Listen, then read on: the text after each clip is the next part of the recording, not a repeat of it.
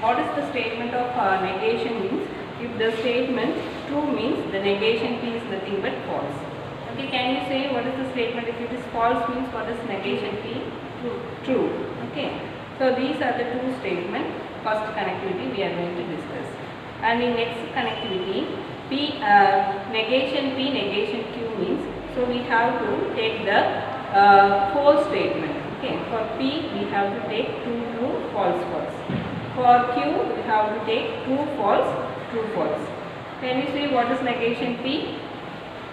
False, false, true. False, false, true, true. What is Q? Negation Q? False, true, false. False, true, False. false, true. Okay. So this is the statement 1. Okay. Next we can see that P and Q. So what is P and Q means? So for example, if you want to take a true statement, for example, rose is red in color.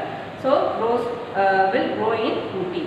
So like that, in these statements we have to combine the two statements. So rose will grow in Ooty and also it is in red color. So if you want to combine two statements, we can apply the statement P and Q. Okay. P and Q means if the both statements same thing, you are going to take true, true, false, false. Okay, then true, false, true, false. So what is the AND statement means? The both statement is true means we can say it is true. So in that how will you say if P is true, Q is true means what is the answer? True. Okay. Then can you solve the next statement? True, false means False. false. False, true means false. Both false means false. Okay. So you get false, false, false. So this is the statement of P and Q. Then P or Q means both the statement is false means we can say it is false, otherwise it is true. Okay. So again here also I will declare like this: true, true, false, false, true, false, true, false. So in this statement something we can say it is both the statement is false means we can, for example, in binary operation, true means we have to take it as 1. For false means we have to take as 0. So false statement represents both the values 0. So both the values 0 means we can declare it as 0.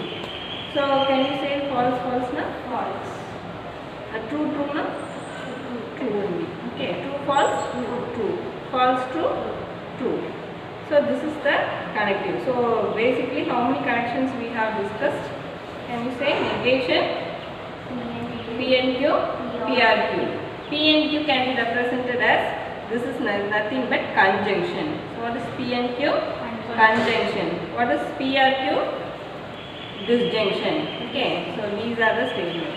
So connectives, we can, based on the connectives, we can construct the truth table. So there are different types of truth tables out there. So based on the truth table, we can find the equivalence formula also.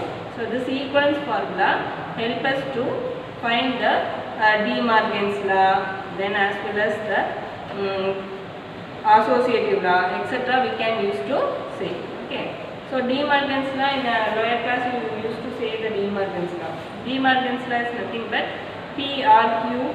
Negation P or Q, we can represent it as negation P or negation Q. So this is your De Morgan's law. Okay.